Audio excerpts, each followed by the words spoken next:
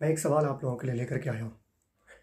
پورے رمضان میں تراویح پڑھنا ضروری ہے یا ایک رمضان میں ایک ختم کر دیا اور اس کے بعد ہم فارغ ہو گئے یہ ضروری ہے؟ کیونکہ ہمارے یہاں یہ جو شبینہ ہے یا 3 رات میں تراویح ختم کرنا، 6 رات میں، 7 رات میں، 10 رات میں تراویح ختم کرنے کی جو عادت ہے، یہ اسی فکر کا نتیجہ ہے کہ ہمارے یہاں کہ ہم رمضان میں ایک قرآن ختم کر دیں، تراویح میں ایک قرآن سن لیں، ہم بری الذمہ ہو گئے۔ اب ہم تراویح پڑھیں یا نہ پڑھیں، مسجد جائیں یا نہ جائیں، ہم سے سوال نہیں ہوگا۔ جبکہ نبی کا فرمان ہے کہ من قام رمضان ایمانا و احتسابا غفر له ما تقدم من ذنبه، کہ جس نے پورے رمضان قیام کیا ایمان و احتساب کی نیت کے ساتھ، اس کے پہلے کے گناہ معاف کیے جاتے ہیں۔ تو یہاں جو نبی کا فرمان ہے وہ قیام رمضان ہے، پورے رمضان میں قیام کے بارے میں۔ ایسا نہیں کہ 10 دن میں آپ نے تراویح ختم کر لیا، قرآن ختم کر لیا، تراویح ختم ہو گئی آپ کی۔ ایک رات میں آپ نے قرآن ختم کر لیا، آپ کی تراویح ختم ہو گئی۔ یہ فکر در حقیقت یہاں اس لیے آئی ہے کیونکہ ہم نے یہ سوچ لیا، اور ہمارے معاشرے میں ایسے لوگوں کی تعداد زیادہ ہے جو یہ سوچتے ہیں کہ تراویح میں ختم قرآن کرنا ضروری ہے، ایک قرآن سننا ضروری ہے۔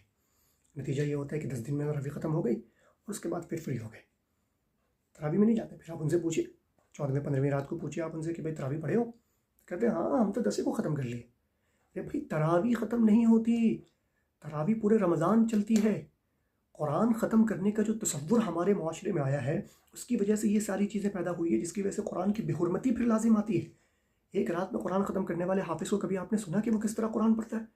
3 رات میں قرآن ختم کرنے والے حافظ کو کبھی آپ نے سنا کہ کس طرح وہ قرآن پڑھتا ہے؟ 10 دن میں ختم کرنے والے کو کبھی آپ نے سنا کہ کس تیزی کے ساتھ اور کس بے حرمتی کے سارے جو مادے ہوتے ہیں اس قرأت کے اندر شامل ہو جاتے ہیں؟ کس طرح ایسے لوگ قرأت کرتے ہیں؟ تو میرے بھائیوں، تراویح پورے رمضان پڑھنے کے لیے کہا گیا ہے۔ صرف 1 رات یا 3 رات یا 10 رات میں قرآن ختم کر کے تراویح میں فارغ ہونے کا نام نہیں ہے رمضان۔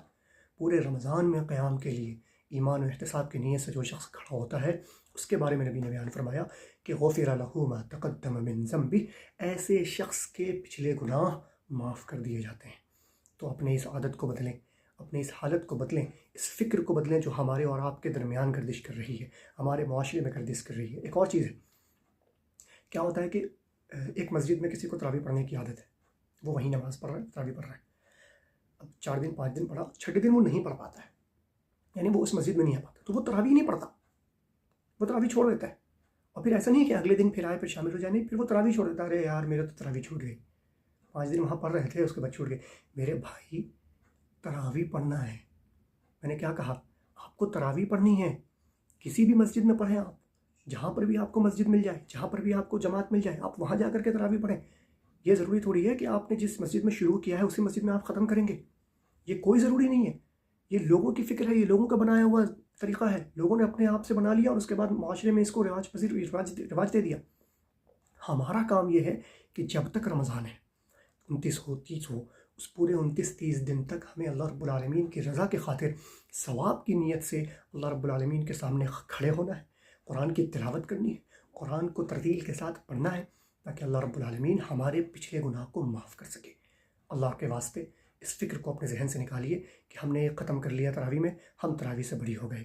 یہ فکر بالکل بھی اسلام کے خلاف ہے۔ اللہ رب العالمین ہمیں کہنے سننے سے زیادہ عمل کرنے کی توفیق عنایت فرمائے۔ آمین۔